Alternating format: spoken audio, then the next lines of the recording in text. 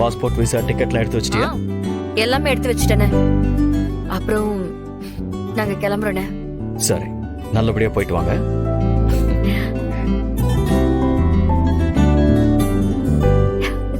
அண்ணி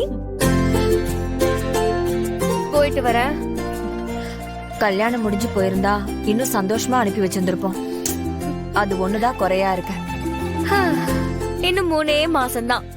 எப்படியும் எங்க 2 பேருக்கும் தான் கல்யாணம் நடக்க போகுது. அப்புறம் என்ன, வீடுங்க பாத்துக்கலாம். அபி, அண்ணனை பத்திரமா பாத்துக்கோ. நீயும் உடம்ப பாத்துக்கோ, மாம்சியா நல்லபடியா பாத்துக்கோ. கண்டிப்பாடி. தியா, அத்தை போயிட்டு வர. ஓகே ஓகே அத்தை, டேக் கேர். சரி வர.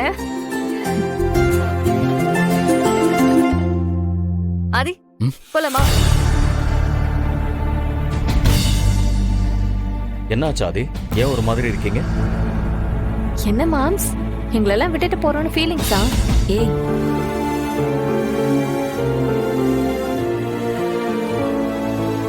உங்க அக்காவை பாக்குறதுக்கு அடிக்கடி ஒருத்தன் வீட்டுக்கு வந்துட்டு போறான்னு சொல்றாங்க. ஆனா இனிமே எங்களை பார்க்க வராதீங்க ப்ளீஸ். சரி, கிளம்பலாமா?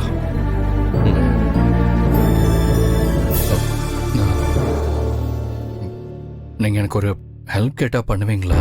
என்ன ஆதி, என்ன வேணும்னு கேளுங்க. உங்களுக்காக செய்யறது என்னோட கடமை. ஒண்ணும் இல்ல, பாரதியும் குழந்தைங்களும் இருக்க வீடு இல்லாம ஒரு ஹோம்ல ஸ்டே பண்ணிருக்காங்களா? அடடடடா, கிளம்பும் போது காதுல தேன் பாயிற மாதிரி எப்படி ஒரு விஷயம் காதுல விழுகுது. மித்ரா, ரொம்ப லக்கிடி நீ. பாரதிக்கு ஏதாவது ஹெல்ப் பண்ணுமா ஆதி? இல்ல, நாம ஹெல்ப் பண்ணாலும் அவங்க அதை ஏத்துக்க மாட்டாங்க. பாரதியோட பிஎஃப் ஃபண்ட் இருக்குல்ல, அதை இன்னைக்கே போய் அவங்க கிட்ட கொடுக்க முடியுமா? என்ன ஆதி, கொடுக்க முடியுமான்லாம் கொஸ்டின் பண்ணிட்டு இருக்கீங்க? அது பாரதியோட பணம் தானே, அது அவங்க கிட்ட கொடுக்கறது தான் கரெக்ட்.